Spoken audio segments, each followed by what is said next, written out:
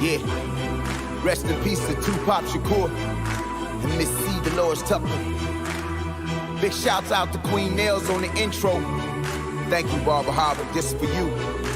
We want to thank our wives, our mothers, our daughters, our grandmothers, our aunties, our nieces, and all of our beautiful black women that have been carrying us for so long. We want to apologize for not being the responsible black man that we need to be, to lead you, to guide you, to protect you, and to provide for you. Please forgive us. We love you. In the name of Jesus. Dear Lord, we come to you today, Lord, with heavy hearts, broken souls, and wondering minds. Lord, we know that you are the one and only God, the living God, the healing God, the all-powerful God. Behind Backstage Live with the one and only Anthony Blackman, man. Y'all check out this tribute to DMX, man. Lord, give me a sign. Let's go. Give me a sign. I really need to talk to you, Lord, because growing up in Mobile, my childhood was hard. Remember late night scream plus no food to eat. And that would be IG, mom, and me. All I wanted to do was protect our meat. My heart went cold, I was just 13. Took my first hit of crack, I was just 13. I was in and out of juvie, dog, just like thee. Hated God with a passion, he loved me. I was just a little kid when they raped me, hated me, beated me, treated me like I was a nothing. Joined the GD, dog, then I started busting. Every dog got that day. I mean, I was so encouraged, dog, every time I heard you pray. Man, I'm feeling the blues. All that the life that you touch, you won't reach the news. This is bittersweet, dog, you love streets, and you gave us strength and hope. You helped us to believe. We gon' miss you, dog. You finally got your wings, yeah. Know you love the Lord, and now you with your king. This is bittersweet, dog, you love streets, and you gave us strength and hope. You helped us to believe. We gon' miss you, dog. You finally got your wings, yeah. Know you love the Lord, and now you with your king. Lord, give me a sign it was divine that DMX would shine. DMX would fight and DMX would grind. DMX would touch our hearts, spirits, and minds. But I'ma give it to you straight raw, with no lie. First time, dog, I heard slipping. Me and Big Nuts was on the chain gang tripping. And everything he told me about you was true. And how you said boom on dudes and took their shoes. Matter of fact, I was a crackhead too. And I can even remember selling my new shoes. Dog, I lived my life through you. You made it out, made millions to stay true. That ain't the half. Yo, dog, you made us laugh. And on God, yo, dog, you never brag. But most times, we just love watching your back. We know the Lord called you home, so we ain't mad. This is bittersweet, dog, you love streets, and you gave us strength and hope. You helped us to believe. We gon' miss you, dog. You finally got your wings, yeah. Know you love the Lord, and now you with your king. This is bittersweet, dog, you love streets, and you gave us strength and hope. You helped us to believe. We gon' miss you, dog. You finally got your wings, yeah. Know you love the Lord, and now you with your king. Whoever hasn't given their life to Jesus yet, whoever hasn't surrendered all the way, there may be some of you who don't know how. I'm gonna walk you through that right now. If you're serious about it, you don't gotta be serious. If you don't want to do it, don't. Hey, but if you're serious about it, right now, giving your life to the Lord, say it with me. Dear Lord Jesus. Dear Lord Jesus. I realize I'm a sinner. I realize I'm a sinner. I repent for my sins. I repent for my sins. And right this moment. And right this moment. I receive you as my Lord and Savior. I receive you as my Lord and Savior. It's that simple. Just that simple. I guess that's just where we gonna go ahead and start at, man. It's real like that, man. So yeah, let's get this right. Let's get this right. Yeah. Blackman music. Blackman music, baby. That's what we got in the building. Listen, we got Blackman music in the building. Yeah. We have Got the Audacity in the building as well. And How you got you in there? I got the. You got me in there. Got you on there. Got you. And you got my levels up today. Yeah. I gave you the mic today. You did. Yeah, I did. I let you speak today. So let me get back to what I was saying anyway. So I got the founder and CEO of Blackman Music Group. Yes, sir. The brother has went ahead and went through a hunger strike for 21 and a half days. This brother has done a lot for the community, from coming from his own personal struggles to turning those around into triumphs.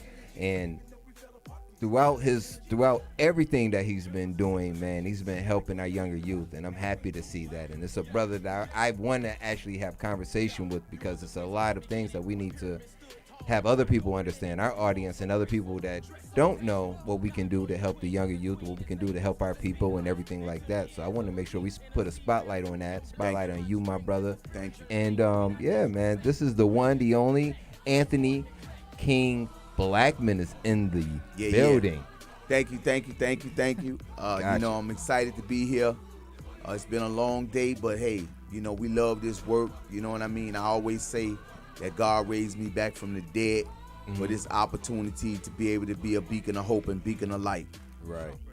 So you've been through a lot. You was born in born in New York City. Born in New York. Grew up in Mobile, Alabama, and then moved to Miami. 2001. I moved now to Miami. that's a mission right there. Absolutely. So what made you get away from New York, and what made you leave New York and then made you move to Mobile? Sure. And what was that? So my mom and father is from Mobile originally. Okay. And you know, after living in New York for the first 5 years of my life, my mom wanted to move back home. Okay. And you know, my dad was down with that. You know, he following the queen. And me, my brother, my sister, and my mother and father, we moved to Mobile, Alabama, pretty much where I would spend the next 20 years of my life. So I came to Miami, I was 25 years old. So it's been Miami, 21 you years. was 25 years old. Yeah. So what was 46. it like growing up not growing up, but when you were living in New York, how long were you in New York? Oh man, it was excellent. Man, that's a very good question.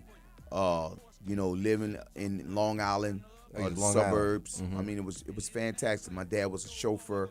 Okay. He was also a caddy. Okay. My mom was in nursing school, and we lived pretty good. We had a nice home, nice neighborhood, and we was pretty well to do. Those were some great memories, great times of New York, even though it was shortly spent 5 years, but those were great times, and I have great memories of New York. That's awesome. Now, so it seemed like you may have been a little bit well off, but you know, professional family doing their thing, and then you moved to Alabama. Did everything continue to be the same there? No, it was like and I always tell this story. It was like a nightmare overnight. Really? So we went from Long Island in the suburbs to Mobile, Alabama in the ghetto. You know what I mean? Right. And it was horrible. So you know, my mother and father, it seems like they became instant alcoholics. And so, you know, for whatever reason, they decided to start drinking, and they drunk.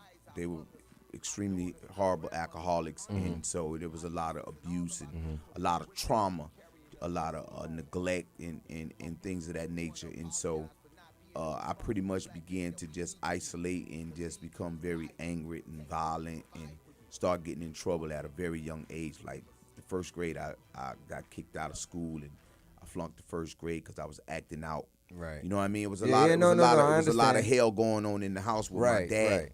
You know, long live the dead, man. Today is his actually birthday. If he was alive, he'd be 81 years old. Oh wow, R.I.P. So you know, I've been able to obviously make amends, reconciliation with all the trauma that I went through as in my childhood. But it was very horrific. It was very traumatic. It was a lot of abuse and neglect and alcoholism, and so I carried those scars for a very, very, very long time. Right. So throughout that time, and you were holding on to a lot of pain. Absolutely. I was just having this conversation not too long, actually, I think 2 days ago, with my wife, and it was about we didn't trust a psychiatrist. It wasn't, even if you had an opportunity to go to a psychiatrist or counselor or whatever it may have been, the stereotypism of it was like, nah, we don't do that in our community. Right. And if you do that, you must be crazy. There's something really wrong with you if you do something like that. Sure. And so we have to, change that. And it's better to make sure you have somebody to talk to. You didn't probably have anyone to talk to back then at that time. Nobody but the streets, you But know the what I streets, mean? right. And so, that the streets became very attractive to me. And not really having no guidance or no role models. That's what I took. I took it to the streets. And, Right. Got involved And the with streets drugs became and your role gangs. model. And those were, I can remember, man, like, couldn't wait to go to prison. You know what I mean? Like, that's how rough it was. Like, my dreams at 13 and 12 years old, I wanted to go to prison. It was like a Really? badge of honor to go to prison back in those days. Now, was that just because of your environment, you growing up in Mobile? Was that, what was happening that for you like that? Yeah, Okay. yeah, it was rough, man. It was rough in the streets. You know what I mean? The ghetto is everywhere. The ghetto's everywhere, but Ghetto is I everywhere. I every never heard city. it. I never heard it like about Mobile like that. Yeah. You know what I'm saying? But you're right. It's a ghetto in every dang on city. Everywhere. Every city, man. And I just growed up so fast. You know what I mean? Like the first time I got locked up, I was 10 years old. I was listening to your song, and Right. you said you were locked up at 10. You dropped out of high school at 7, right? No, I dropped out. I'm sorry, in at seventh grade. Right. Excuse me. 7th grade, you dropped out, and you went to jail at 10. That's your first time going to jail at 10. Was at 10? Yeah. Wow. It was fast, man. You know what I mean? And I think it was all the trauma, man, in the household. It's the same trauma that our young boys are going through right now. Right. And our Right. young girls are going through now. I think it's a lot more enhanced now than when I was growing up. You know what I mean? And so a lot of us don't make it out. So I'm very appreciative that God protected me in my stupidity and through all the stuff that I was going through as a child. I always believed that He spared me because a lot of stuff I didn't have no control over. Did you have any brothers or sisters? Yeah, I had a brother Okay. and a sister. My brother is locked up right now. He's done over 25 years in prison. Wow. You know what I mean? And he never healed from that stuff. Every time me and him talk, he talking about our childhood. Right. You know what I'm saying? Like Going back to so many scars and so much. Yeah. Like I mean, that pain was horrific, bro. I don't want to minimize it. Being molested and being raped and all that different type of stuff that happened in my childhood. It was horrific. No. But man. I lived through it, and now I'm like a beacon of hope to young people, older people. You got a lot of people that didn't experience the type of stuff that I experienced. They never would tell nobody. I was just about to say that you're a strong brother to Right. go ahead and tell your story. You know Absolutely. what I'm saying? And I appreciate it because there's other people that went through this that haven't had the opportunity or even seen a brother or sister that look like them. Right.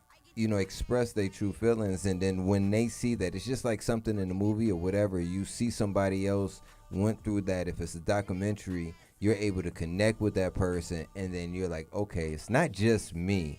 It happens to other people. You know what I'm saying? Some people, I feel like they're scared because of how they be perceived, but then too of what mental trauma they already been through, of how that's gonna affect them. If it comes out.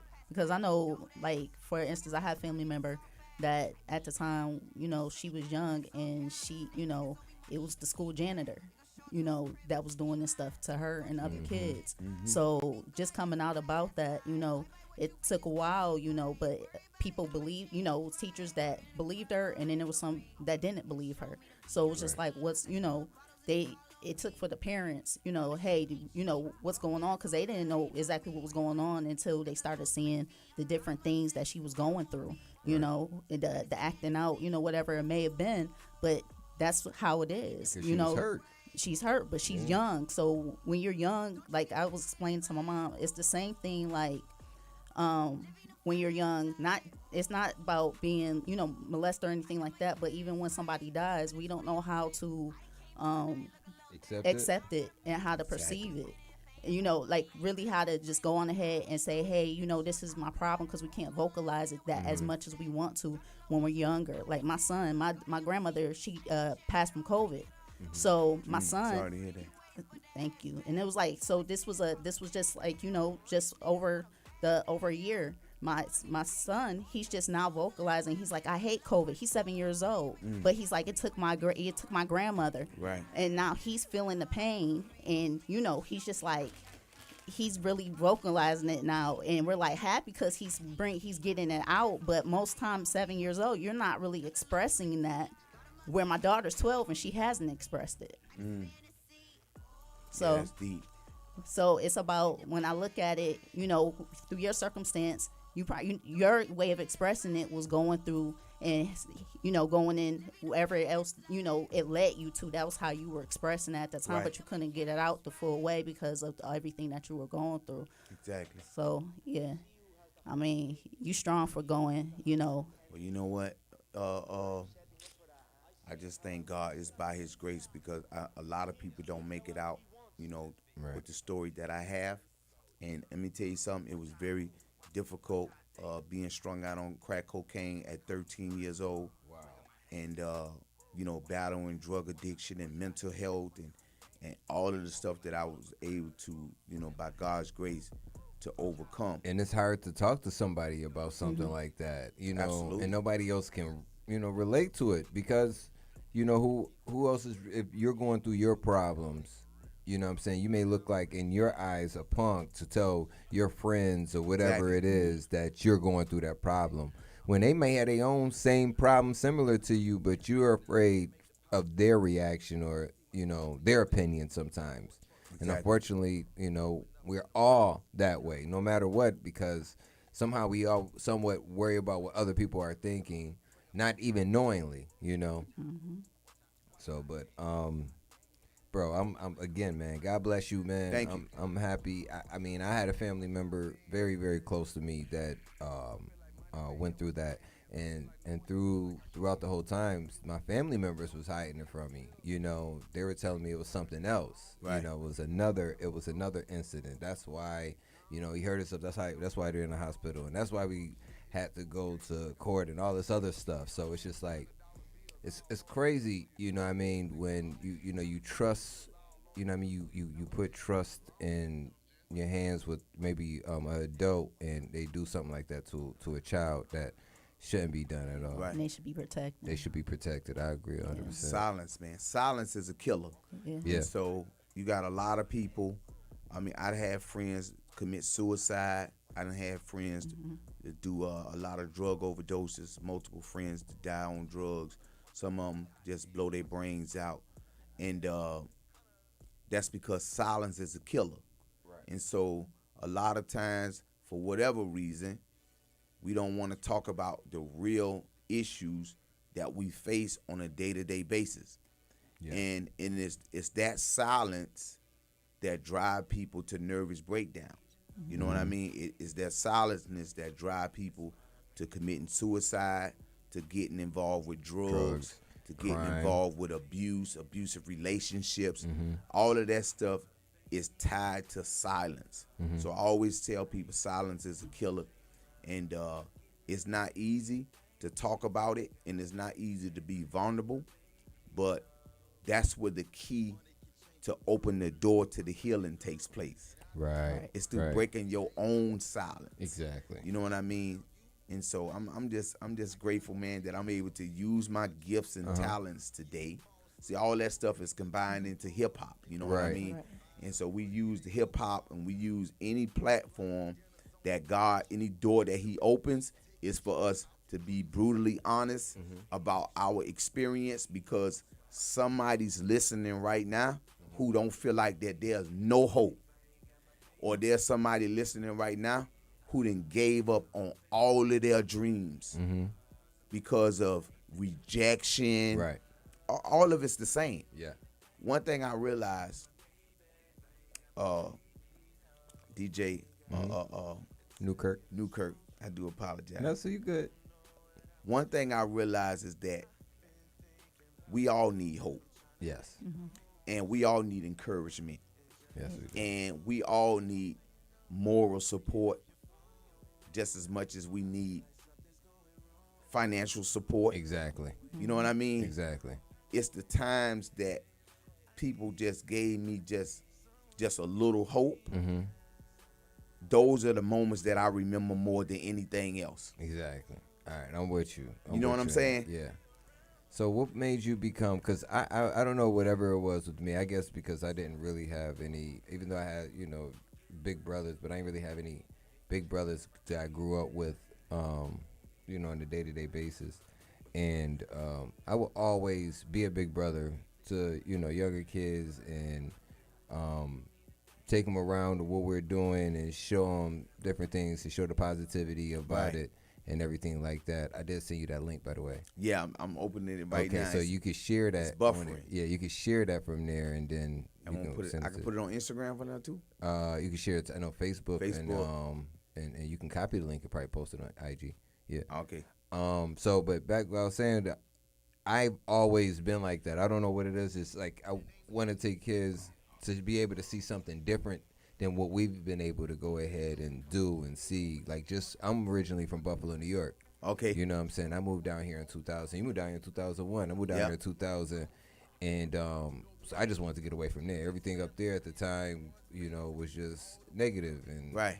I mean, there's still negativity up there. We were just up there recently. But the feeling up north is different than down here. You got the sunshine all the time here. Right. It's a different vibe. And then the gloomy, the coldness, the rain, and everything like that, the snow that keeps you stuck inside the house. Here, you stuck inside the house is because you want to be inside the house.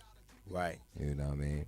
But with you, what put you guys in the midst of getting into that 21-day hunger strike? Oh man, what was that about? I know it's something about our young kids and everything out here. Yeah. Well, I mean, that's a good question. A lot of people don't know even know that exists. You know what I mean? Really. And so it's always a privilege and an honor to talk about the Circle of Brotherhood and the Hunger 9, which I'm one of those 9 members who went on a 21.5-day hunger strike 2 years ago, a little over 2 years ago, in Liberty City, because we wanted to have a dialogue with our own community. Right. Because the reality is that we understand that there's a lot of racism and systematic things that's going on, police brutality. We get that, but at this day and age, 2021, we need that same energy when we killing each other every day. Right. And nobody don't want to talk about it. Right. Right. You understand what I'm saying? Like, it's it's not crazy. cool. It's very loud when it's a cop killing us, but Man, let a white man kill somebody.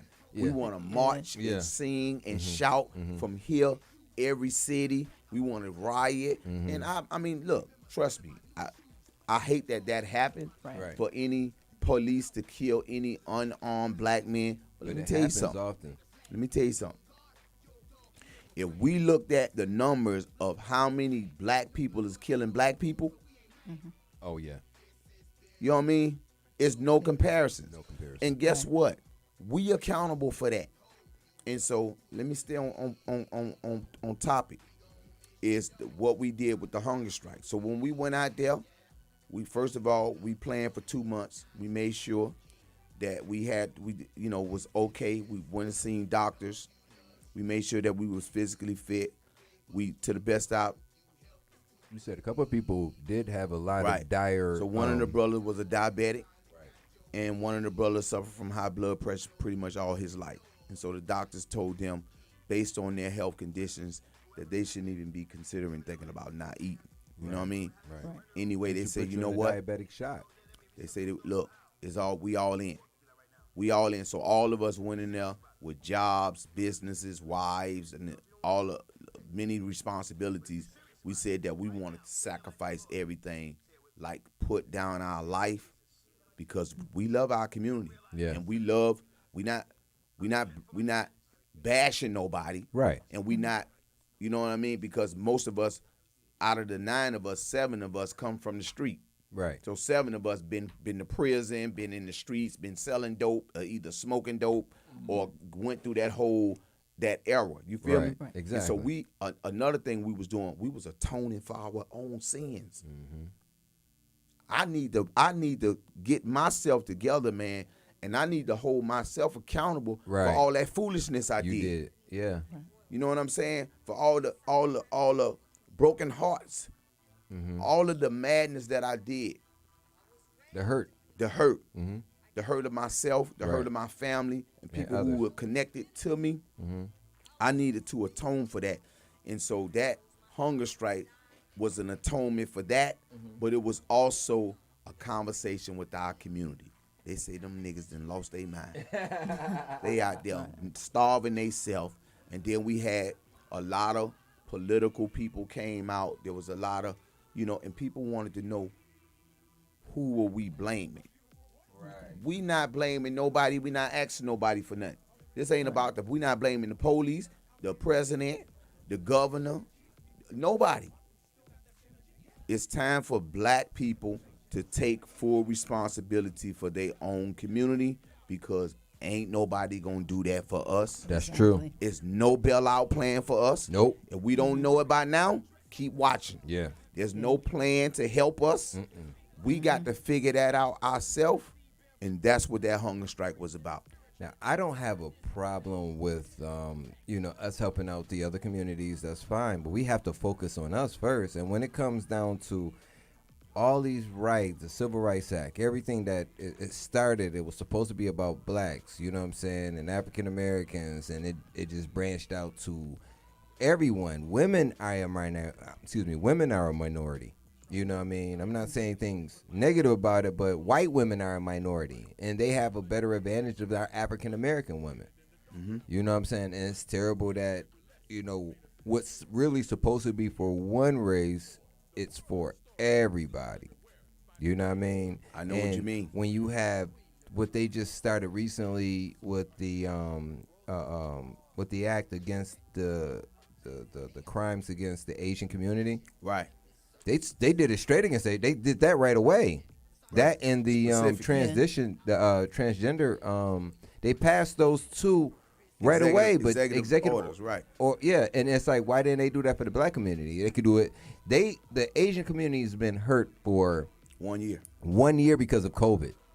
Mm-hmm. We've been hurting for 400 plus years. Right. And same thing when it comes down to police. Everybody say, let's reform the police department or defund the police department. Listen, defund means reform in any daggone way. But the whole thing is we need to get rid of the police department and have our own, like something else other than the word police, something else. We got to reimagine policing. This has to be something different. I don't have the answers for that, but it has to be something different rather than we being just, connected to slave catchers. I mean, that's all that police were. There was slave catchers. They would be out on patrol. Cops are what? Out on patrol every night for what? Supposed crimes or whatever. But they arrest the majority of us. Or Latinos, you know what I'm saying? Black and brown, you know what I'm saying? It does happen to everyone. But almost everyone, It depends on what areas you are in. And the demographics is pointing all at us. Yeah, and depending what areas you're in, especially like even in the city of Lauderhill, that's training ground. That's training ground for them to go on ahead and go around there and lock people up. Mm-hmm. That's their training center. Right. And they'll try to deny it all they want to, but I've already inquired, already talked to people around there, talk to other cops that are willing to say, yeah, it's training ground over there. So I mean, you could go down. It was just like, you would see, a lot of white cops there, and then you have black cops, but the black cops, it wasn't a lot, and there was a lot of white cops, but they will always be out, and they'll be seeing who they could go on ahead and pull over. Just, it could be just like the randomest thing, and I'm like, that person wasn't even doing anything. Right. And then you just turn around. I've had that happen to me twice, where they just go on and they would come up right behind me, and then the guy, or he would come up and then he'll go and put his lights on, and then he'll come up around me on slow. But you seeing a black woman in a Lexus, and you like, oh, wait, you ain't supposed to have that. Right. What do you own that vehicle? This is type of stuff that was going on. And I'm like, this is training ground. Like, what's going on? Right. In this neighborhood? So, and it was different from being from there. Be honestly, from in Lauderhill to being in Tamarack. Tamarack, it's there, but it's not as much as if I'm standing there and I'm in Lauderhill, because that police station is right there. You're going and you're coming up, and they're all around there from the Boys and Girls Club to everything else. They're watching. Yeah. Yeah. I mean, you know what? And this is a very good conversation. And you know, it needs to be had, and we got to stick together. Unity is the number one thing, and it's the number one antidote, right? For us making our communities a decent place to live, and it's real simple. You know, I follow Dr. Claude Anderson. He's one of the great thinkers. I think he's about 85 now. He's one of the great thinkers and one of the great scholars that they don't really talk a lot about, but he's been, you know, teaching and training. He got this book called Powernomics.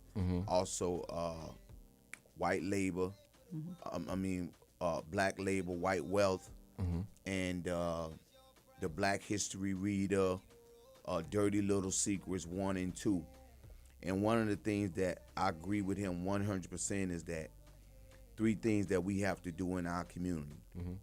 The number one thing is we have to create our own economic system. Right. Yeah. And so the reason why black people can get shot down, the reason why we can get looked over, the reason why they can discriminate against us in every respect is because we don't have no economic power. Right. So we only own 1/2 of 1% of all the wealth, resources, land, and anything that's of value in this country. Black people as a group, of people, only own 1/2 of 1%. Right. But we have the power because we spend like 1 trillion, almost 2 trillion. 2 trillion, excuse Right. me.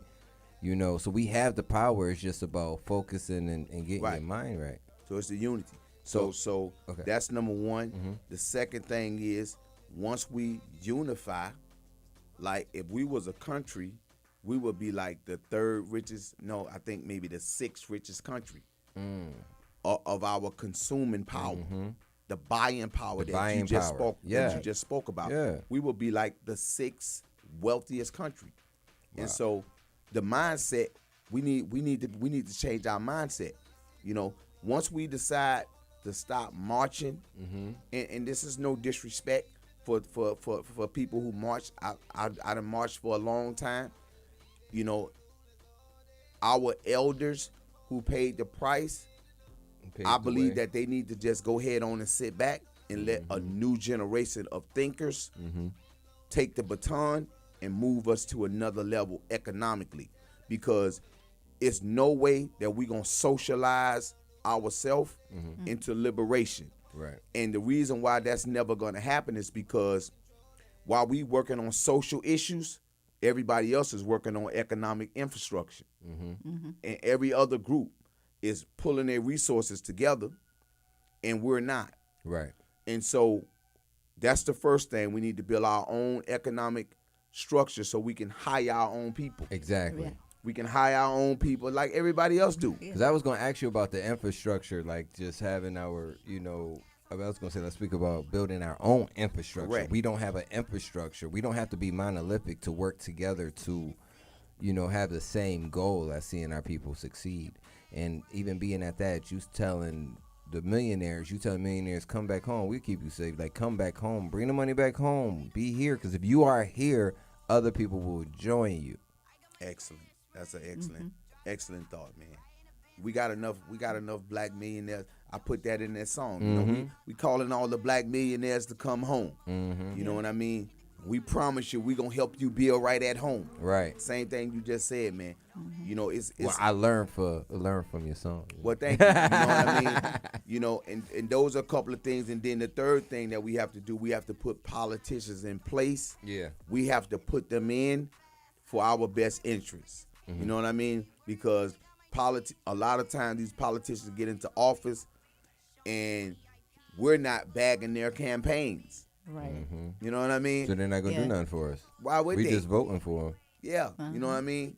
free. And we have to start voting as a group of people. You know how many I sit back and I look and I'm not against voting. I do vote. I just use my vote the way I want to use my vote. Right. And You don't follow everybody else. No, I'm not following everybody else because old strategies, in my humble opinion, they haven't worked for us, and they're not working now. Bro, we can't even fight dirty because when they fight dirty, we can't even we got to be the good guy. I mean, I'm saying as Democrats, we don't, and even if I wanted to be a Republican, it don't even make no sense.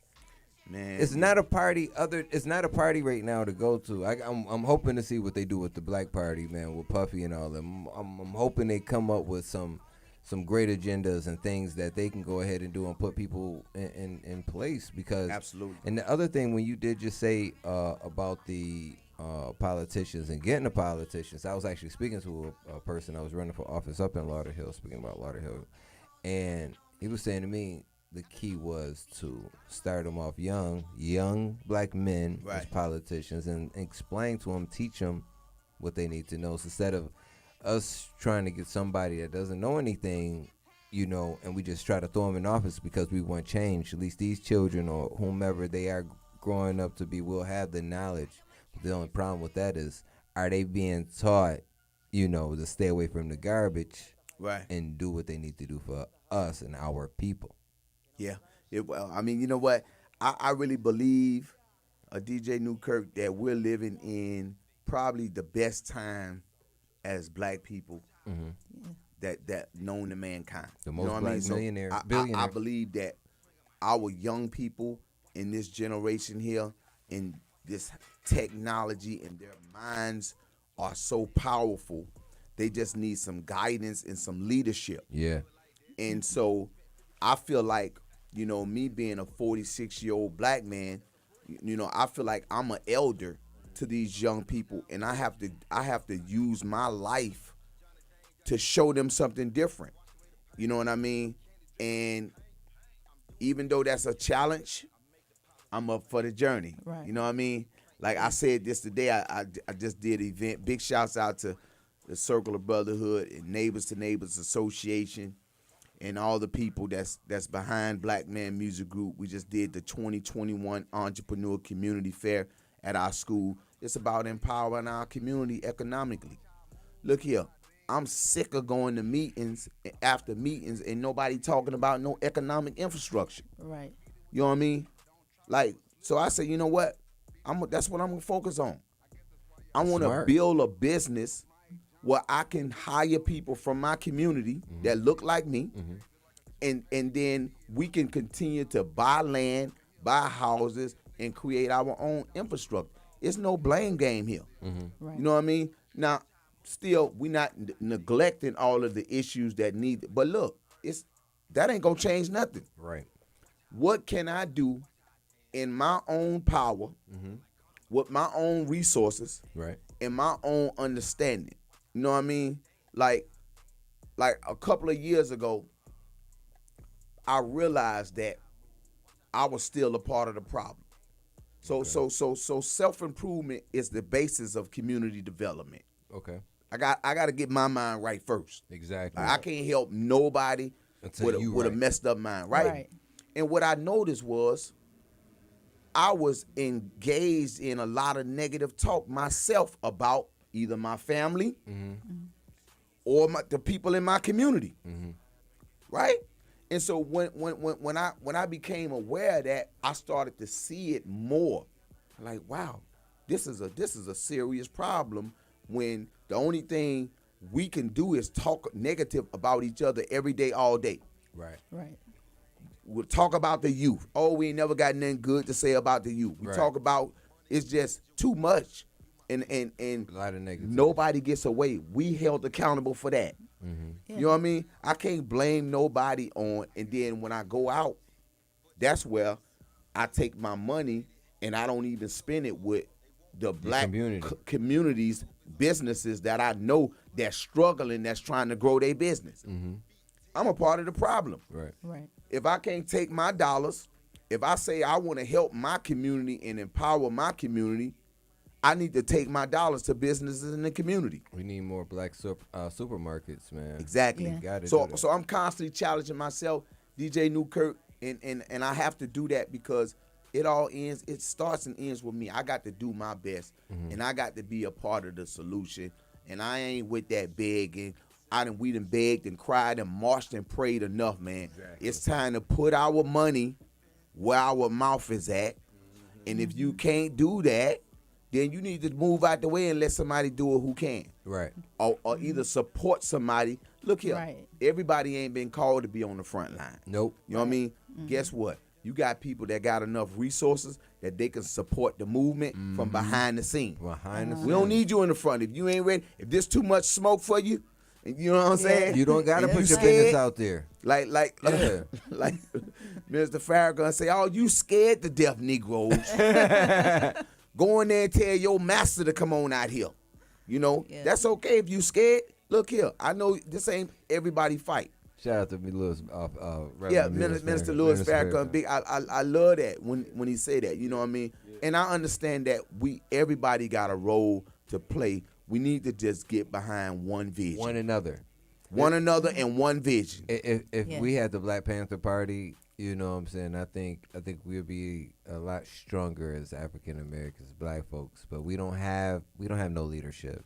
We don't have and you need leadership, because if you don't have it, everybody thinks they're the leader. Exactly. So one thing I say, and you know, Too many I'm a chiefs proud in there. executive member of the Circle of Brotherhood since 2012. Black men solving our own community problems, and what we've been able to do pretty much over the last almost 9 years with no resources is nothing but a miracle. Right. You know, Right. so we sweat equity, giving away our time, our talent, our money to make our communities a decent place to live, to reach our young people who don't nobody want to reach. They just want to Right. lock them up and throw away the key. Like, we not doing that. We're gonna Right. do everything in our power, man, as a brotherhood to help our community. And I'm glad I get to do what I love to do, which is music. Yeah. You know what I mean? Through Blackman Music Group and the support of the Circle of Brotherhood, we growing and we scaling, and we not looking back. And it's opportunities like this here to be on Strong Arm Radio, on behind Backstage with DJ Newkirk, to be able to talk about some of the real serious issues that need to be talked about that nobody don't want to talk about. Well, see, Right. usually, to be honest with you, usually I have different celebrities that I will interview, or people that's doing stuff with, but we don't have the opportunity to sit down with the community activists as often as we should. So this is when I'm asking them these questions, they don't have the answer. So. Gotcha. Like, I don't want to say this happened with Javon Curse, but we had Javon Curse here 2 weeks ago or 3 weeks ago before we went out of town. And, he had, excellent things to say about football and excellent things to say about what he, other things he's done. But I didn't have that community connection for me to ask them those type of questions about our community, because I don't want to ask him the incorrect ones and make him look, you know what I'm saying, incorrect. You know what I mean? We got to uplift one another, not try to, you know what I'm saying, bring Absolutely. down one another. You know what I mean? So it's the other people that we can interview, but we had the brother Blaze Carter in here, and he's doing what he does for the community. So I appreciate We Blaze was at Carter. an event together the other day at Florida Memorial University, and he talked about, the death of his son and all of the great things that he's doing. Yeah, so big shout out to Blaze Carter. Shout out to Big Blaze Bleak. Carter. Yeah, Big Bleak. Yeah, big bleep. And so yeah, man, but I appreciate you being here, because we get the opportunity to have these conversations, and they need to be spoken. People have to hear them, because if not, we gotta have a direction. Like I just said a second ago, we don't have those leaders. Right. We may have leaders inside the community, but they're not national or national Right. leaders. They're not known outside the community. Right. So we need those, Barack Obama known both type people. Look like everybody knows who he is. Right. You know how they used to have Jesse Jackson, Al Sharpton. There's no need to even call those names anymore. I got They you. come out there, they scream, they yell. Jesse quiet as a bug now. I think he's sick. Yeah. Is that what it is? I think so. I think He he's be in the Oh, back yeah, now. He used to yeah. talk. He be in the back now after all the extra scandals, all that crap came out. He just started Yeah. chilling in the back. Yeah. but Al Sharpton up there. But they say that Al Sharpton sold out to them because he got his own news station with CNN and everything else. They push their own agenda no matter what on his show. The only thing he can do is, contradict what they say or combat what they say. But it's his show. They're going to say what they want to say. Exactly. So you don't have no real control like that. And if you say the wrong thing, they're going to kick you off air. Exactly. So, I mean, it is what it is. Like I said, I appreciate Strong Arm, too, for giving us the opportunity, man. So shout out to Freezy, Flo Rida, Rick Petty. Shouts out to Strong Arm Radio. Reggie Mathis, man, Wildman, Teddy T, everybody, man. Yeah, So, and the great thing, DJ Newkirk, man, is that the black agenda is coming forth, man. You got this young brother called King Randall in Georgia who just turned 21 years old, just bought a school, bought 40 acres of land, and got young boys up there training and then teaching them. That's what's up. Like, it's no, how old is he? 21. That's what I'm talking about. Yes. 21. This brother here, No named excuse for King you. Randall. He just turned 21 the other day. He done bought 40 acres of mule. He been on TV a lot of times talking about taking full responsibility of the community and not waiting on government. Yes. Not waiting on nobody to bail us out. Like, we got the power, and it's gonna be thinkers like. Big shouts out to young King Randall out of Georgia, that's doing some phenomenal youth training and mentorship. We doing it too. We doing it too here. Definitely. But I'm 46 years old. I could be his father. You know what I mean? To see that's the type of thinking that we need in order to move us into a different arena, man. So big shouts out to that young brother, man. Man, big shouts out to that brother, Yeah, man. we I'm happy to definitely hear need that. more leaders like that. The problem is with people, and this is just a thing. If we go on ahead, we say we're going to do something, within that 5 seconds, if we doubt ourselves, you take that little bit of doubt in 5 seconds, more likely 9 times out of 10 you're not going to do it because you put that doubt into your head. Instead of saying, I'm going to move forward with this. Because we look at something as an opportunity, and we're like, oh yeah, I'm gonna go on ahead and do that, and then you may be thinking, hey, man, shit, is that really gonna happen for me? Nah, with that, when you did that, that's doubt right there. You didn't just go forward with it and just keep on moving with it. As soon as you hit that little doubt, that was it. It's like you believe in God, you believe that He's here, all right? We believe that He's around, that He's all around us, right? And He's looking over us. But if you doubt that, that's not you're having faith that you believe that He's there. But as soon as you doubt that, that's gone. What were you really believing? My. Sound like you preached over there a little bit. You know, DJ Newkirk. Her mom was a preacher. She a minister. So that's why we believe that hip hop has the power to change our community. Higher infinite power, healing our people. That's the acronym for hip hop. And so we're able to take hip hop, especially with this song here, Career in the Year. I hope you're going to play that, right? Play that right now. So Career in the Year was done with a young guy named G. Savage. He was brought to us. When they brought G. Savage to us, they said that G. Savage was more likely to shoot somebody or be shot in the North Side District of Dade County. I say, that's the one I want to talk to. The number one. The number one. Guess what? He was only 17 years old then. He just turned 20. And so I said, you know what? Bring him to us. Let us work with him. We began to work with him and mentor. I've been working with him now almost 3 years. He hasn't been in any trouble. We still fighting his case. He got a gun charge. They direct filed at him. You know what I mean? He's been on house arrest almost 2 years. You know how much resources that is that they done put in there? They ain't trying to help him, though, at all. And so that's why we got to stand in the gap for our young boys and our young children and our youth. Listen, so we make mistakes. Yeah, I mean, you know what? I added up the numbers, and based on how many times he been to court, how many times they locked him up, the lawyer fees and everything that's tied in, they done spent almost $100,000. Yeah. Just to keep him on house arrest and to keep this case going on. We've been to court 8 times on this case. And that's and I'm fighting for him like I'm a lawyer. Right. That's a college tuition right there. That's a college tuition. At you got $100,000. You got $100,000. The course not one time, and they don't even know who his mom is. They don't know who his mom is. They ain't try to do no intervention or nothing to try to help him. But that's the system that we up against. And so it's gonna take us to be able to teach, train, and raise them up. So we was able to produce this song called The Career in the Year. That's what's up. With G. Savage featuring Ronnie V.O.P. When y'all tune in, check Hip-hop. this out, man. This is real hip hop, man. These brothers did something serious, strong, and worth it, bro. Check it out, man. I can make a career in a year, and I still owe my student loans, man. What y'all doing over there? Exactly. Oh wait a minute, hold on. Where did it go? Oh, that's not it. Hold on. Wait 1 second. All right, we got you. Career in the year. Give me 1 second. Make sure. G. Savage featuring Ronnie V.O.P. Career in the Year. Here we go. Okay, let me bring that back. Let's bring that back. That's the joint. Career in the Year. Watch me shine. Miami-Dade public schools. Miami-Dade technical colleges. I'm a certified pro. Watch me shine. Career in the year. Watch me grind. No loan, no debts. Watch me climb. 7 locations day and night. Pick your time. I'm a certified pro. Watch me shine. Career in the year.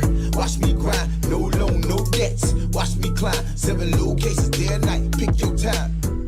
Started from the bottom, now we came up. Now it's graduation time, now we turning up. Medical assistant, gotta stay consistent. Just to be the greatest, I be hoping and wishing.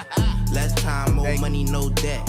D.A. Dorsey, one of the best. I'ma keep grinding till they put me to rest. 7 locations, day and night, no stress. Gotta hustle, gotta go with the flow. Yeah, I care for nothing, now they tryna see me grow. When I walk inside the class, I be fresh, they head to toe. Ain't no hoodin' what I know, I'ma show it to my bro. I'm a certified pro. Watch me shine. Career in the year. Watch me grind. No loan, no debts. Watch me climb. 7 locations day and night. Pick your time. I'm a certified pro. Watch me shine. Career in the year. Watch me grind. No loan, no debts. Watch me climb. 7 locations day and night. Pick your time. I'm a young man with a rich dream. Seen a lot of things in the poking beans, but don't let it define you. You're everything you put your mind to. Career in the year. Consider me the best. Carol City down to the west. Oh yes, Northern Sugar Hill. Overtown, we gotta keep it real. Make it feel bad blues. Sky projects for the win too. Every school and every hood. Certified pro, we good. Certified pro, I won't never hit the flow. Open my own business, you can come see the show. Ain't worried about a thing, I'm just racing to the door. Building automation, we destined for greatness. Don't stop going to school, you gon' need an education. Welding and plumbing, we taking it slow, but we still upcoming. Marine technology, or working in the pharmacy. Either way it go, we gon' say the economy. Fixing electricity, can't let the haters get to me. I won't show no sympathy. Career in a year, I'm just trying to get my bag up. I'ma keep grinding till I pull up in the lamb truck. I'm a certified pro. Watch me shine. Career in the year. Watch me grind. No loan, no debts. Watch me climb. 7 locations day and night. Pick your time. I'm a certified pro. Watch me shine. Career in the year.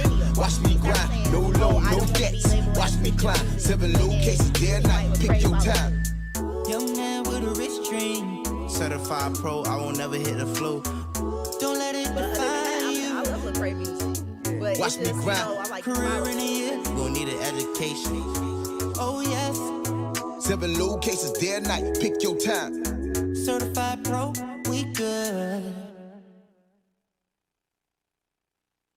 Yeah, that's career in a year. Certified pro, I won't never hit the flow. Open my own business, you could come and see the show. What? You know? That's what's And up. so that's why we believe that hip hop has the power to change lives. We was able to do that with this young brother, man.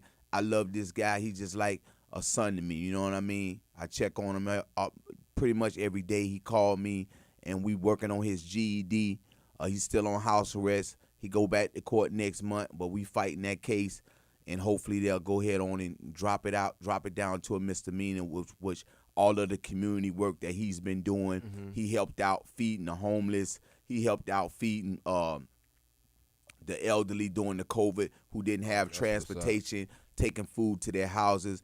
He spoke to 30 foster kids about his experiences growing up. You know what I mean? And so we teaching and training him. People get sleep on that. That helps these younger youths. Again, when they know that somebody else went through these same struggles as you, or had these same type of triumphs. Same type of issues, and then they succeed from, or they grow from them. They build something from them. I mean, it's a lot. Everyone has a story, no matter what. It's about that story either being told And is it worth being told? That's the Right. question. Is it going to help uplift somebody, or is it going to hurt somebody? You know what I mean? So that's what it. I think that's what it comes down to. So we looking to work with some serious artists that want to use their gifts and their talents, for positivity. Everything that we produce is the highest quality. It's gonna be dope. It's gonna sound good. But we not with that killing and it's enough of that. And I've been there, so it's no judgment. The only thing that we're saying is that there should be a balance. Mm-hmm.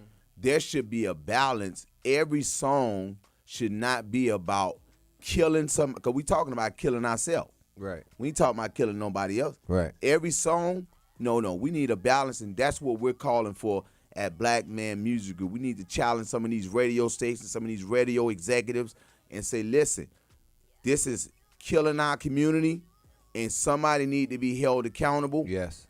Because it's okay for us to push. In the positive music, they don't want to push that because it's not.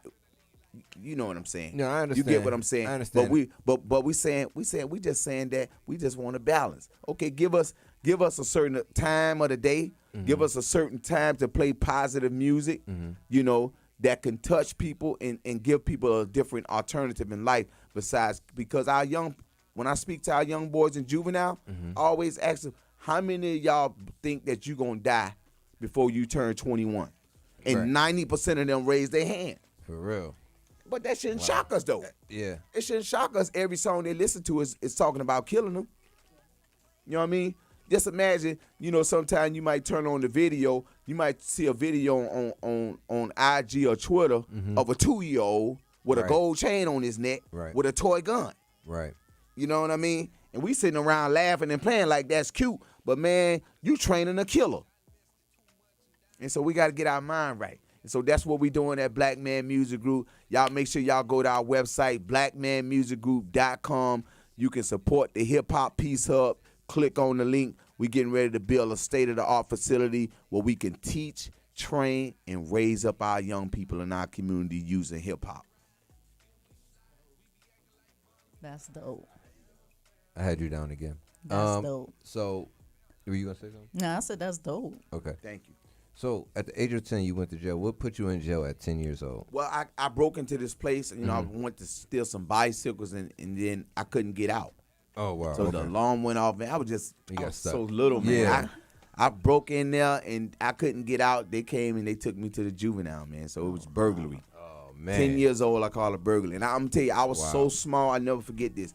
I was crying like I don't know what, And they had me in this little room, and the people was walking by, and they was like calling other people to come and point to show them, look at this little bitty boy in here, And that's what's the road for me, man. I've been to prison twice. I went to prison when I was 18 years old. Right, the crime bill, the 1994 crime bill. Yeah. 95. I was 18 years old. They sent me to prison for 5 years on the chain gang for a 3rd-degree burglary. Wow. No help. They ain't offered me no help. It's the same way. It's the same thing that's going on right now. You know what I mean? It was my first offense, a 3rd-degree burglary. It was like, I think maybe the value was like under $500. You know what I mean? Like in most states, that's a misdemeanor. They consider that as grand larceny? No, it's a burglary. It was a 3rd-degree burglary. Yeah. But it was like really a misdemeanor, and it was my first offense. They sent me to prison for 5 years on a chain game. I did 3 years. We talking about the same? We talking about this is a different incident. No, when I was 18, I went to prison. Yeah. The first time I went to prison. Okay. It was a gave me different 5 incident years. from the 10-year-old incident. Right? Yeah. But it's the same crime though. But I was. Yeah. I was 18. He was 18. So damn. So I spent a lot of time in and out of juvenile. From 10 to 18, I spent in and out of juvenile. Then they discharged me because I was too old, and then I ended up going to prison like 3 months after that. You know what I mean? So it was wild. It was rough, man. But God protected me. He saved me. He knew that I had something bigger. When I was in prison, it was a cat. He had been locked up for 30 years. He told me, he said, look here, young man, if you want to be free, you need to start reading. He gave me the autobiography of Malcolm X. Every young person I meet, I give them that book that I work with. My dad gave me that book. He gave me that book. That was remember I had a 7th grade education. This was the first book I read. That book there started the process of me changing my mind, and it actually turned me into a bookworm where I began to love to read. So I began to self-educate myself.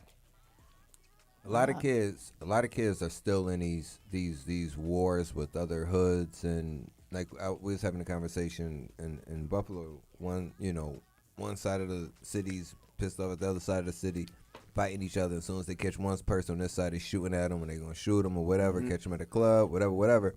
They don't remember what the hell they fighting for because the stuff happened before them. Right.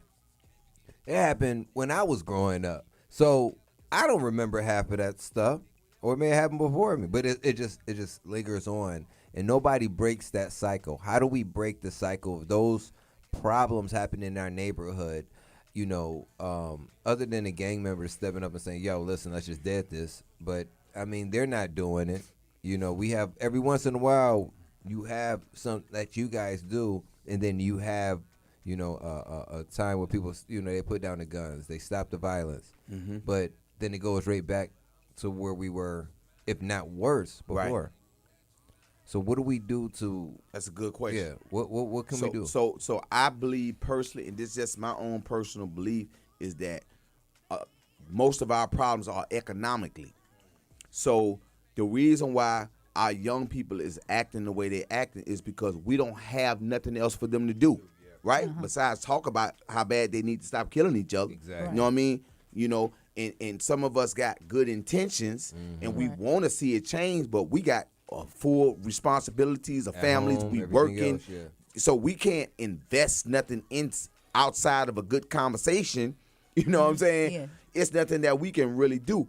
And so when the young people say, "Okay, all right, what's the alternative?" Yeah, when you want me to stop all this, You want me to stop, but you ain't got nothing for me. You know what I mean? That's like how can you tell somebody to change when you ain't got nothing for them to change to? Right. Right? That's true. And so to answer your question specifically, that's why we building the Hip Hop Peace Hub. So the Hip Hop Peace Hub will be a safe place where they can come, do music, learn, be coached and trained to give them a different way. You feel what I'm saying? And we not naive that we gonna be able to save everybody. Can't save everybody. We know that we not gonna be able to save everybody, but everybody that we can save, them the ones that we gotta try to save. Exactly. Yeah. And so we gotta try to create that safe space.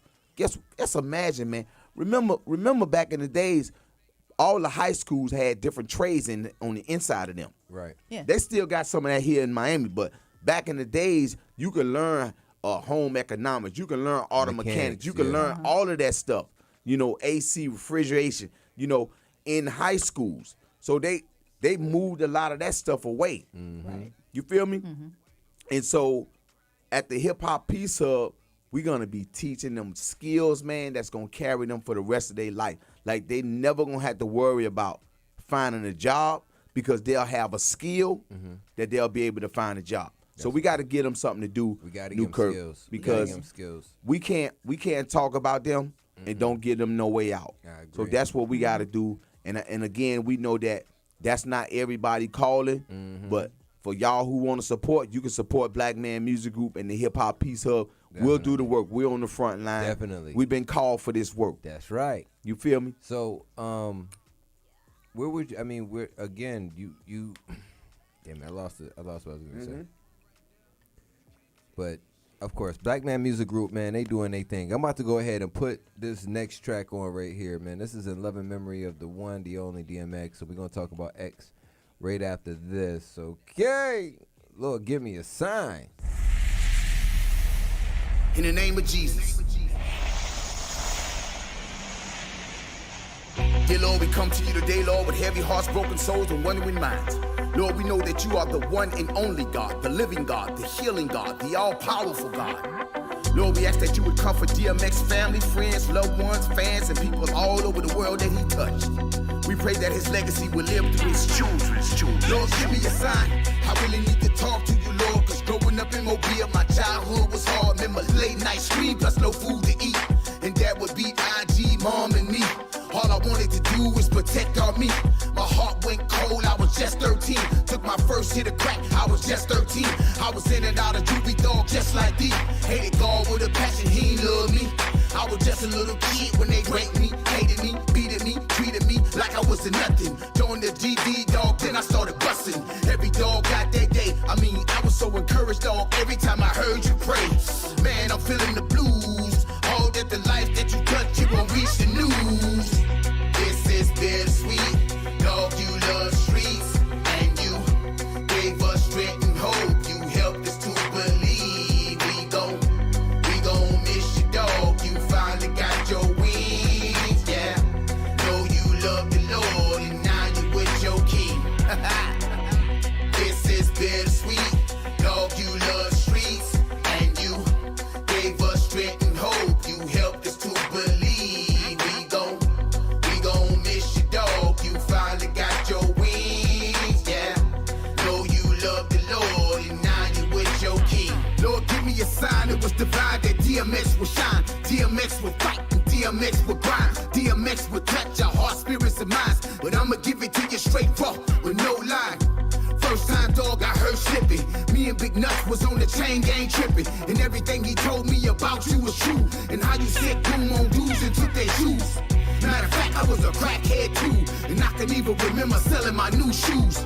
Dog, I lived my life through you. You made it out, made niggas to stay true. That ain't the half.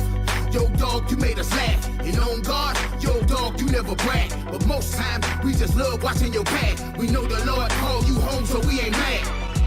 This is bittersweet, dog, you love streets, and you gave us strength and hope. You helped us to believe we gon' miss you, dog. You finally got your wings, yeah. Know you love the Lord, and now you with your king. This is bittersweet, dog, you love streets, and you gave us strength and hope. You helped us to believe we gon' miss you, dog. You finally got your wings, yeah. Know you love the Lord, and now you with your king. Whoever hasn't given their life to Jesus yet, whoever hasn't surrendered all the way, there may be some of you who don't know how. I'm gonna walk you through that right now. If you're serious about it, you don't gotta be serious. If you don't want to do it, don't. Hey, but if you're serious about it, right now, giving your life to the Lord, say it with me. Dear Lord Jesus. Dear Lord Jesus, I realize I'm a sinner. I realize I'm a sinner. I repent for my sins. I repent for my sins. And right this moment, I receive you as my Lord and Savior. I receive you as my Lord and Savior. It's that simple. Let's get into that, man. Lord, give me a sign, man. Lord, give me a sign. You know? So now you've been around Rough Riders, DMX, you know what I'm saying, Dame Grease, you know what I'm saying, Swiss, all of them, right? Mm-hmm. They are good people. All those people that I want to make sure everybody I'm talking about is great people, and I'm sure they tried to go ahead and help X. Right. You know what I'm saying? Get X off of the drugs that he was on. Right. But X has such a great heart that he wasn't really worried about him. He had so much pain himself, but he would help others. He would go out there and do more for others than he would do for himself. You know, not to take anything away from his family, but he would do so much for so many other people. You know what I mean? What was the relationship with you and X, and how did you get the opportunity to meet him? I remember you saying something about you being on the chain gang. What? Well, I actually met DMX through Big Nuts. Big Nuts was on the chain gang together. Big Nuts was New York, or that was down here? It's in Alabama. Alabama. Yeah, okay. Man was on the chain gang in Alabama. Okay. In 1998, and he had caught. Well, he was living in Talladega, Alabama, and he had caught some weed, a conspiracy. Like, I think he had like 6 pounds of weed. They gave him 40 years. 40 years? Yeah, man. Alabama ain't no joke, bro.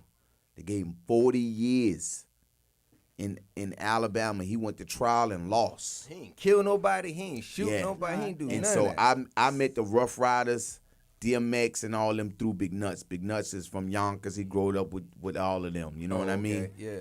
And so that's how that relationship, you know, with the Rough Riders and DMX. Did y'all two was through click him. in jail because y'all two dudes from New York?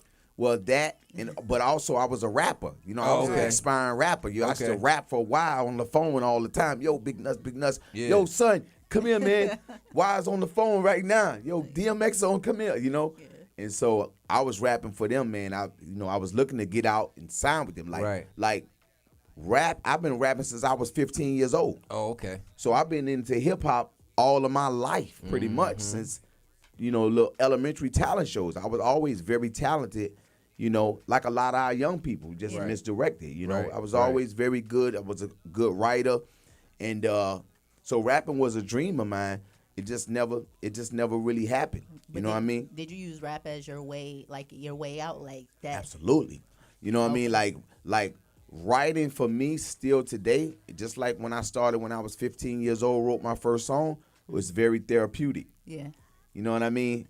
And I wrote about, I come up in that Tupac era, that, you know what I mean, that DMX era, where we wrote about our feelings and we wrote about the realness that's going on. We weren't trying to, rap about a lot of fairy tales. We talked about our emotions. We talked about, you know what I mean, real life. I like that dude, Ron Wave, or what's his name, Ron Wave. Yeah. I like him because he be talking about how he feel on the inside, you know what I mean? Yeah.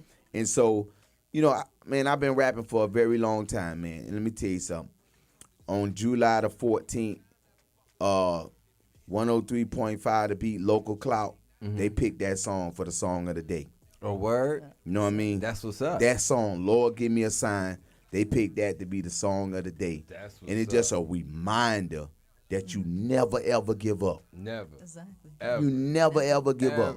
You know what I mean? And so I'm very humble, number one, of all the hell that I've been through and all the hell I put my family through, that now my gifts and talents are still being used and that God ain't through with me yet. And so now it's all about trying to create some economic, you know what I mean? So I can be able to really support some of the work. Exactly. That you building out there. That I'm building. Yeah, and so what was that pivotal moment in your life, like where you were like, I'm not doing any of this anymore. No drugs. I'm not. Very good question. I'm not going back in to prison. I'm not doing any of this. Like, when was that pivotal moment? Like, you know what? That's a good question. So that pivotal moment have come plenty of times. Okay. See, and that's the thing about addiction. Right. You know what I mean? I can tell you this here. March the 9th, 2001. Okay. I was in a hotel in Hollywood on Harrison Street at the Ramada Inn, room 220. Yo, you remember that? Oh yeah. Like and it was 2:20 p.m. when I was cursing God out. I say, God, you don't even exist. You supposed to be all powerful, all knowing. You got all the power, and you mean to tell me I had to suffer all of these years? You ain't nothing. If you God, you show up in this room right now. Ain't nobody in here but me and you. That's the day. That was the pivotal moment. So I had a personal encounter with Jesus Christ that changed my life. He showed up. He showed up, didn't he? He showed up, and that was just the pain, man. The pain that I was going through, and the pain, I think about DMX. You talked about DMX. I want to stay on topic and whatnot. And there's a lot of DMXs out there. Yeah. You know what I'm saying? He found his gift, and he was able to use his gift to change people. DMX brought me through a lot of stuff, man, listening to his music. You know what I mean? Definitely. And his experience and how he never gave up. But, it's a tragedy that he passed from the disease of addiction. Right. And he's not the only one. Right. There's a lot of people that we know of, that we didn't heard of, that life came to an end because of drugs. Exactly. You know what I mean? And it's a serious issue. And so I'm just happy. I am DMX. I think me and DMX started smoking crack around the same age. You know what I mean? Right. And I'm so happy that I made it out. Right. Yeah. And guess what? It's a one day at a time journey. You know what I mean? We take one day at a time. We do the best that we can to be the best person that we can be. And I don't have no control over the results. Right. Like, God is the one that's going to make the results come to pass. Exactly. But I'm responsible for the work, though. on me, and you know what I mean. And so that's my take on that. DJ Newkirk. Okay, that's what's up. Like I'm gonna like I was saying to you. So the first time I met DMX was on a Hard Knock Life tour. This was me, him. You saw the other picture. I just took out a couple people. But that's me, my little brother that's in front of X, me behind him, and then that's my cousin Rico there. And you know, what year was that? 99? 99. Yeah. That was the Hard Knock Life tour. Yeah. So that was the first, you know, that's X was the hottest thing, out there, bro. Yeah, he was smoking in 99. And if you look at that picture with X, man, you would think X was like the meanest kind of dude. Right. He's like, he looks, because he's tough, he's X. But man, that guy had like a great heart, man. I mean, a great heart, you know, and he'll, you know what I mean, he'll conversate with you, he'll you know what I'm saying? He'd give anybody that was somebody a opportunity to talk to him. I remember this girl busting right past me. You remember that audacity? When we was in Miami at the joint, she bust right past. I'm about to go talk to X. She pushed me out the way and ran to tell her story or whatever it was to X. Like you said in your song, you said it's not going to be on the news, all the people he touched. Everybody all the stories is not going to make it to the news, can't make it to TV. And I was listening to the lyrics. Yeah, man. Listen to that, man. Thank you. But X, you know what I'm saying? He was, I mean, he was one of the greats, man. Nobody's gonna be. It's not gonna be another X, man. And like I said, he gave everybody a chance. He paid attention to people. He just didn't take care of himself. Right. He took care of everybody else but himself, and that was a problem, man. Because even I don't know if I told you that this when we was on the Ask Master show, but. Like when it came down to X, it was me at work, and I was working at the Fort Lauderdale airport. And when I looked up, X was coming up, so I was like, "Yo, what's up, X?" So I started checking him in, and Nikhil was his manager at the time, and I didn't know her at all. And I seen him with his other managers. My uncle at the time, well, before he was the tour manager on the Hard Knock Life tour. That's how I got the first opportunity to meet X. And then checking him in at the airport, we just talking. I said, "Yo, so what's good with you and Ali, man?" He's like, "Yo, fuck Ali." I was like, he was mad at Ali at that time, right? So, you know, he's you know, we just having a conversation, kicking it back and forth, and I couldn't check him in outside, so. This was on U.S. Airways, and I had to take him inside. So while I'm taking him inside, I didn't know exactly what happened until I came to, but I ended up having a seizure. So I had a seizure, and then when I came to, I was in the ambulance. And then DMX is sitting right here in front of me. When I wake up, I see X inside the ambulance with me. Praying for me. Wow. You know what I'm saying? And that's then X for you, boy. Listen, he's praying for me inside the ambulance. Then he give me the card with his phone number, call me, you know, I'm praying for you, call me when you get home. You know, I want to make sure you safe, this and that, blah, blah, blah, blah, you know what I'm saying? And, you know, he gave me a hug, you know what I'm saying? Told me he loved me and everything like that. And, you know, he had to catch his flight. And I had to go to the hospital, of course. And we came home. I called him later on that night, and then his manager answered and said, you know, he was gonna let him know all the information, but I didn't get a chance to speak to him that night. But I did see him again after that, and then, you know, I know we got a chance to kick it real quick. Before that, I got locked up, and X got locked up at the same time. So I look at X right there, so he comes in after, right, like we come in after me, and then he's out, right, you know, he's X, so he's out quick, you know what I mean? But other than that, that was here in Miami, South Beach, Memorial Day weekend, one of those times, man. You know how those police, that's why I don't mess around with Miami, South Beach no more. I used to live out there. When we went in at that time, that lady said, "Why do y'all keep coming down here?" Drag On would just went out right before I came in. Said, "Why y'all keep coming down here? They just want y'all money. They don't give a damn about you. They gonna lock y'all niggas up." This is what the correctional, I mean, you know, the correctional chick said. And I'm like, damn, okay. She's telling everybody inside the daggone joint this. So it's like who paid attention, who not. I just stopped going as much. Right. Like to South Beach, because you running down there at those weekends, easy for something to happen to you. Not saying that you're going to get shot, hurt, anything like that, but getting locked up because the police are looking. They got a itchy trigger finger, number one, just to lock your ass up. Mm-hmm. Two, they can shoot you at any daggone time. You know what I mean? But yeah, South Beach ain't nothing to play with. Exactly. Not with them cops out there. We lost a legend, man, and my R.I.P. heart X, goes out man. to Yo, his but children X- and his family. Yeah. You know, I went up to Yonkers for the funeral, and you know, it was very bittersweet. But just to see all the love, the big city. Still got it. Yeah, thank you. Yeah.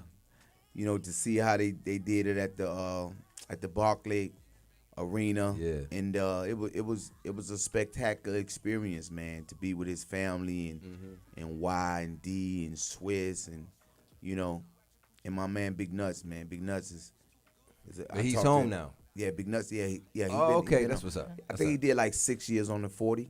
Okay. He's still fighting that case. You know what I mean? He's trying Really? to get off. He's still on parole. Wow. He still got like 20-something years, you know, wow. left on parole. Yeah, so he's still paying money every month and everything, bro. Crazy, man. So and we- then we how do they expect for somebody after they convict you and then they put you on parole? They want you to get the right job, but you can't go and get a job to pay enough. And when you Right. do get a job, you got to pay half of the daggone money to them in Yeah. fees, Yeah, so you it's can't tough, have live a real normal life. Yeah. You know what I'm saying? And that's So we looking at trying to, you know, get that case resolved, man. Definitely. It's been a long journey with that, but Big Nuts is doing well. Big shouts out to Big Nuts. Shout out to Big Nuts, man. We're gonna have Yeah. to set up something with Big Nuts. Yep. Okay. Where's my other thing? So, what's next one? Blackman Music Group, man. Well, Blackman Music. The next thing is the Hip Hop Peace Hub, man. That's the vision. We got to get that Hip Hop Peace Hub Peace out. Okay. up and running because our young people need something to do, and they need a different alternative. We also working heavily with Miami-Dade Technical College and Miami-Dade Public Schools with the Career in the Year campaign. We looking to fill up D.A. Dorsey Technical College right there in Liberty City, as well as Lindsey Hopkins, you know, with these certification programs. No loans, no debts. You know, the old way of doing things, going to college, spending 4 years to get a degree that you can't get a job, like, that don't make no sense. I did Right. that. I went to school. I still owe my student loans. I went to school. I have not yet got a job in computer networking or electronic engineering at all. I got a degree in electronic engineering, computer networking. I still have not had a job in those fields. Everything else but that.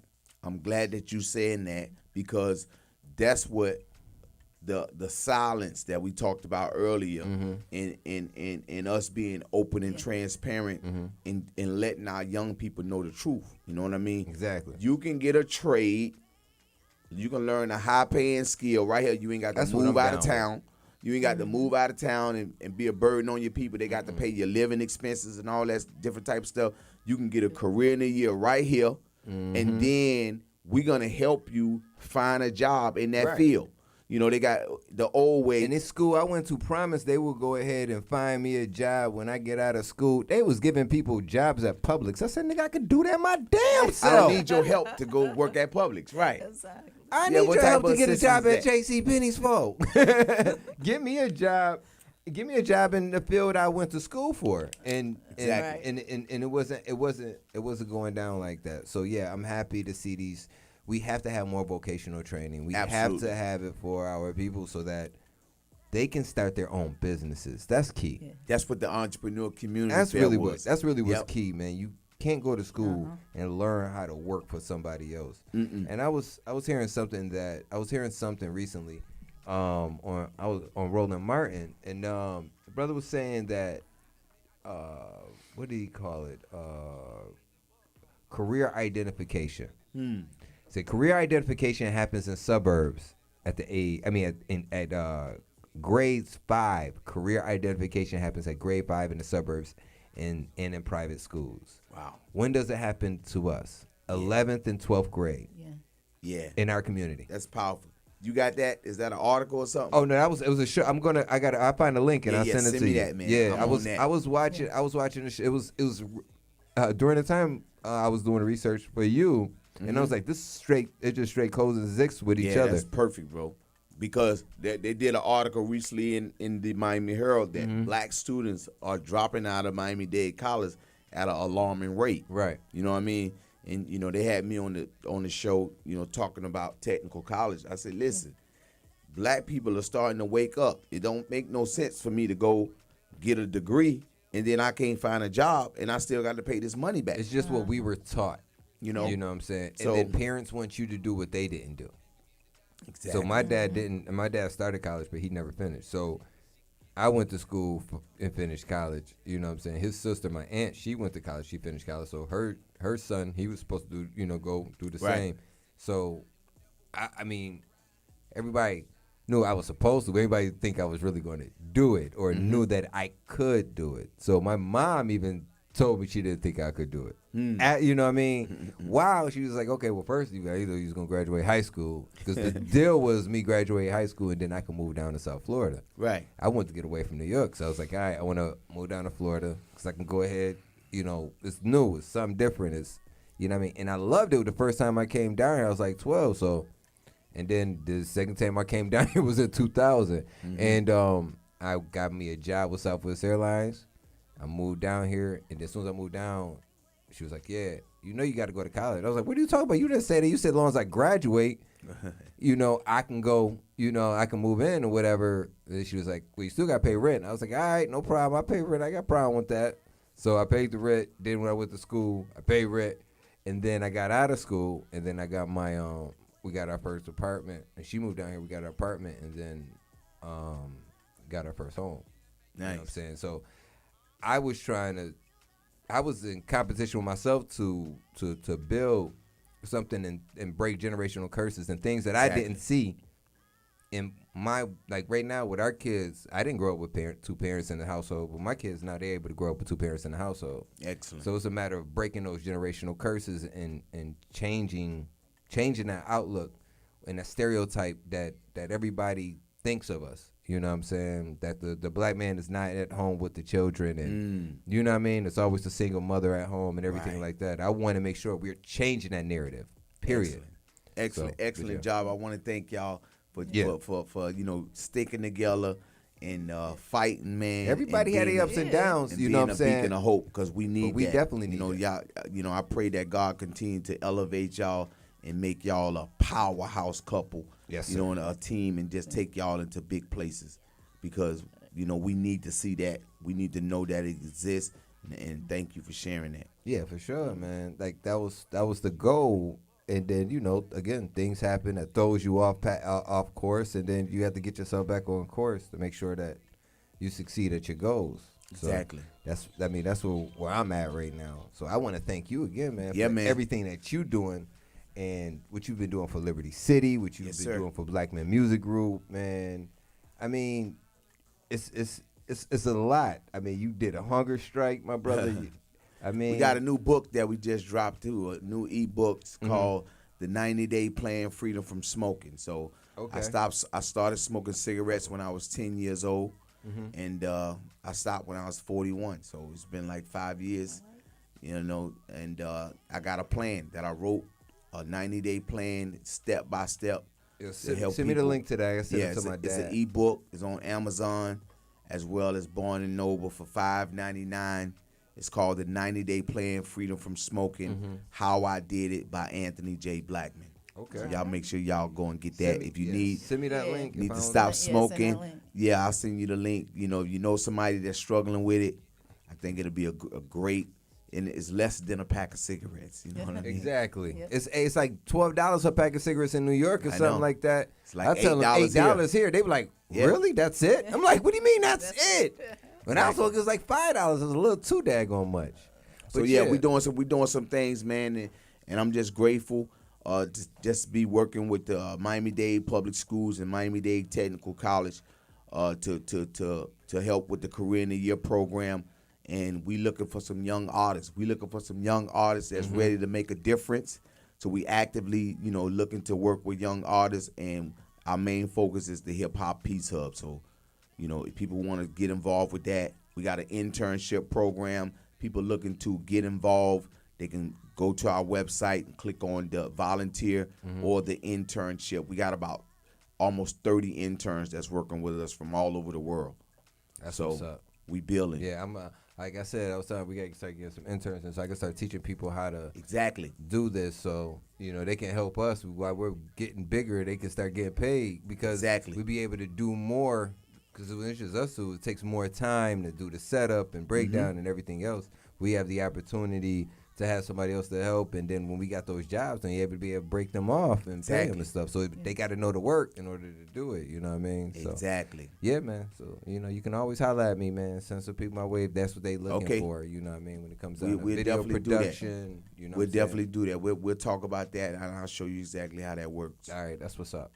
And man, I want you to check out this video before you get out of here. Yeah, I yeah. want to make sure I thank the one, the great, the King Blackman himself. Anthony Blackman is in the building. Yeah, Blackman Music Group. Man, you guys make sure you check out all his music, check out all the things that he's doing. He just did today. He still made it in today after doing an entrepreneurial community fair, and it went great. So he still, after he went ahead, chill, helped clean up, still made sure he made it here on time. Absolutely. And he's about to go ahead and do other big things for our community. So, again, I want to thank you today, my brother. Thank you DJ for coming Newkirk. through. Thank you And for your coming queen. Thank you. Yeah.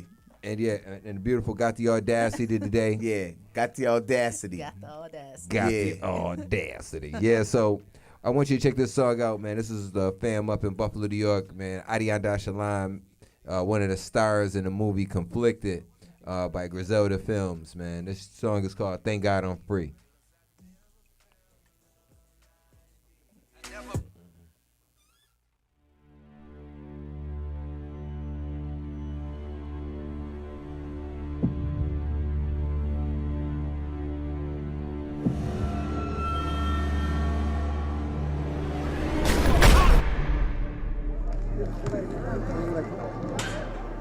I was almost lost in the system. Now I ain't got nothing left to get him. Up in that jail cell, remorseful. Now I can't look back. I thank God I'm free. I'm back, baby. I'm back.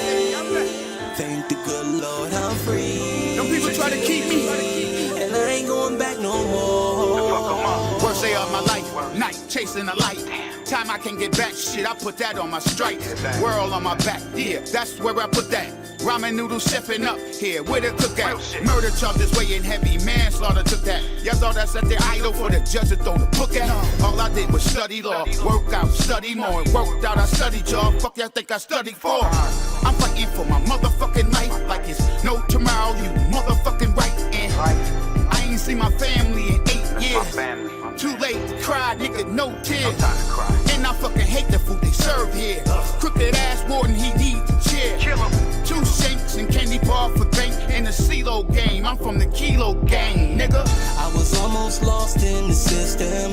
Now I ain't got nothing left to get him. Up in that jail cell, remorseful. Now I can't look back. I thank God I'm free.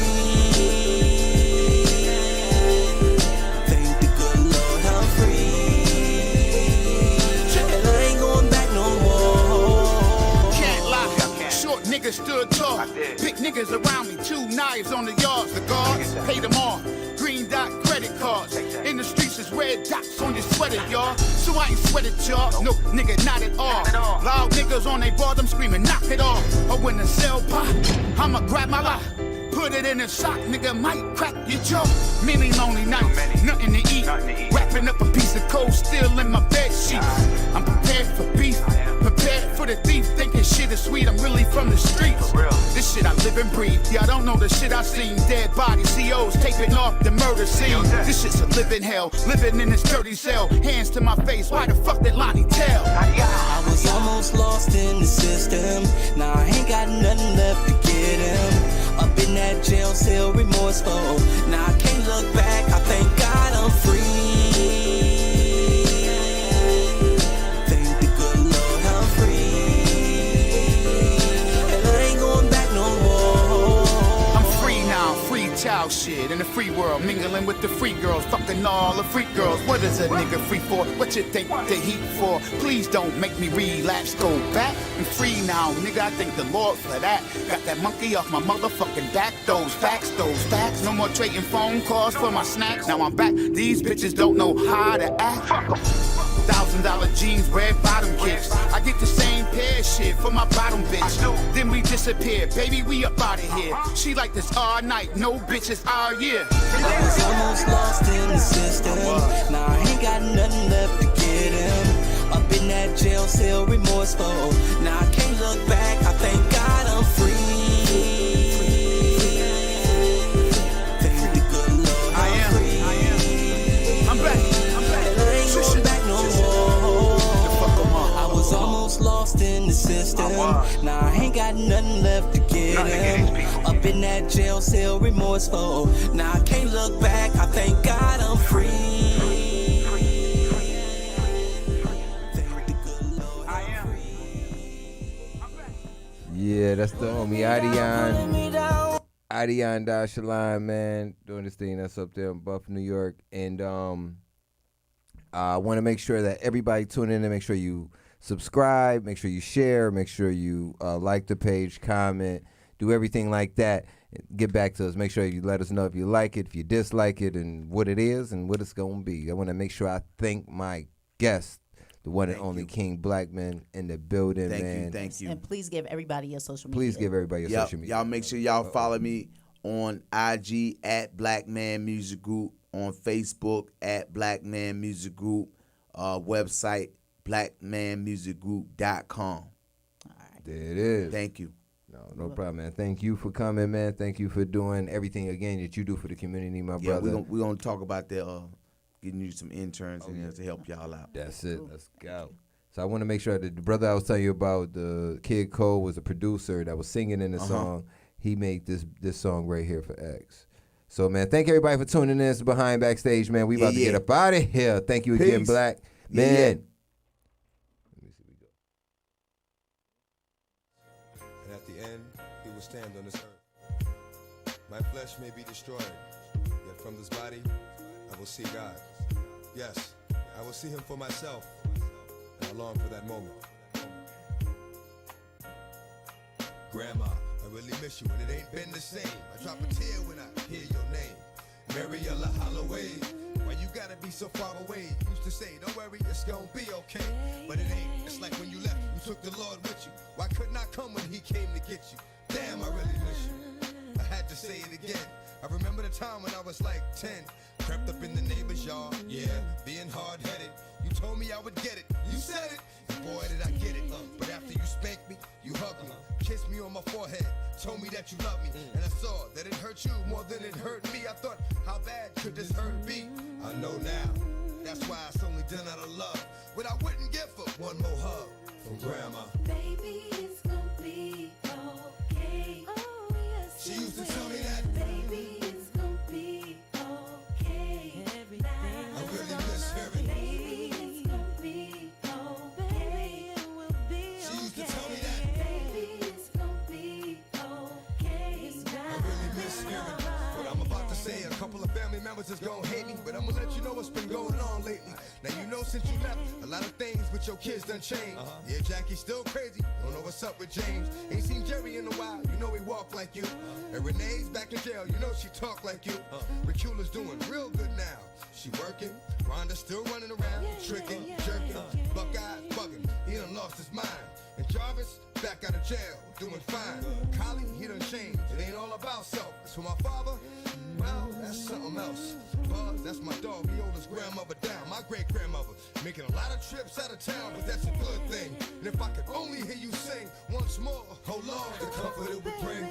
Baby, it's gonna be okay. Yes, it will. She used to tell me that. Baby, it's gonna be okay. Everything will be I really miss hearing. Baby, it's gonna be okay. Baby, it's gonna be She used to tell me that. Baby, it's gonna be okay. Baby, I really miss mishearing. You left behind a mother, 11 kids, 11 grandkids. And since then, 2 of your grandkids done had kids. I had a boy named Tacoma, Xavier's brother. That's right, Xavier made you a great-grandmother. I thank you for the best times of my life. I thank you for when you first met her, accepting and loving my wife. I thank you for those Sunday dinners, they were vital. I thank you for my life, I thank you for the Bible. I thank you for the songs that you sang in the morning. Amazing grace. While I'm yawning, I thank you for the 2 beatings you gave me. Cause I know somewhere along the line, the lesson I learned from them 2 beatings saved me. When you died, I cried like a baby. I begged the Lord to take me, cause no one else could give me what you gave me. But life, like everything, comes to an end. I pray I go to heaven to see you again. Amen. It's gonna be okay. Don't you know? She used to tell me that. It's gonna be okay. Everything will be I really miss hearing. baby, it's gonna be okay. Baby, it's gonna be She used to tell me that. baby, it's gonna be okay. I really miss hearing. Baby, it's gonna be okay. I remember She used to what tell you me that. said. Baby, it's gonna be okay. Everything will be I really miss hearing. baby, it's gonna be okay. Listen to me, listen, She used to tell me baby. that. Baby, it's gonna be okay. Everything will be okay. Amazing grace, how sweet the sound that saved a wretch like me. I once was lost, but now I'm found. Was blind, but now I see. Yeah.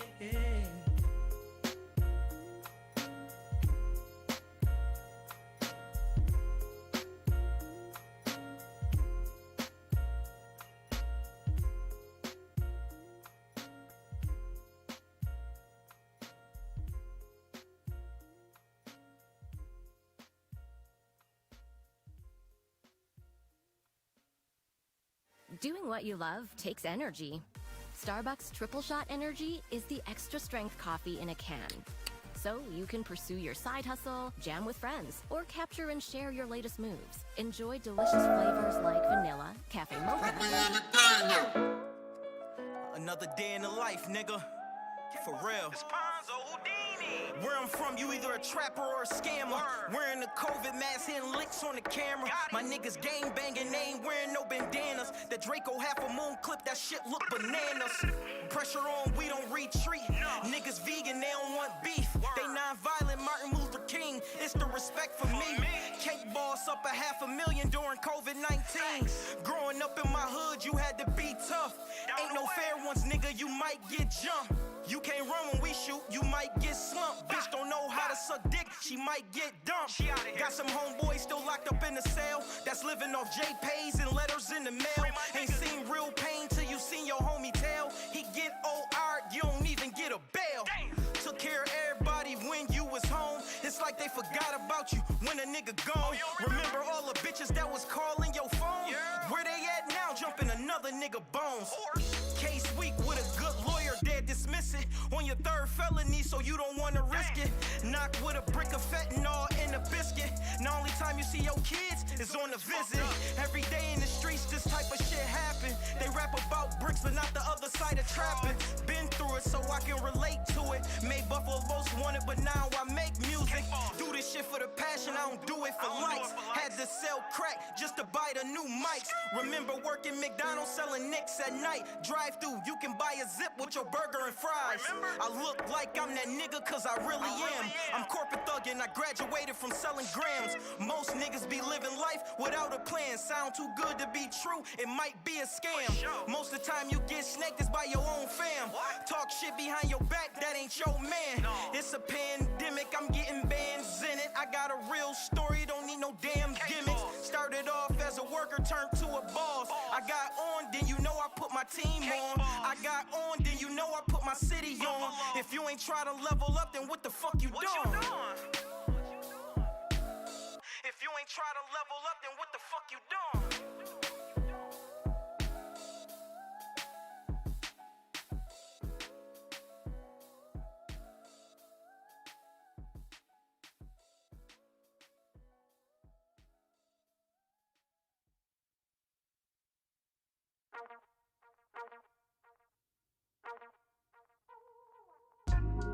I'm gonna do what Erica Bad do.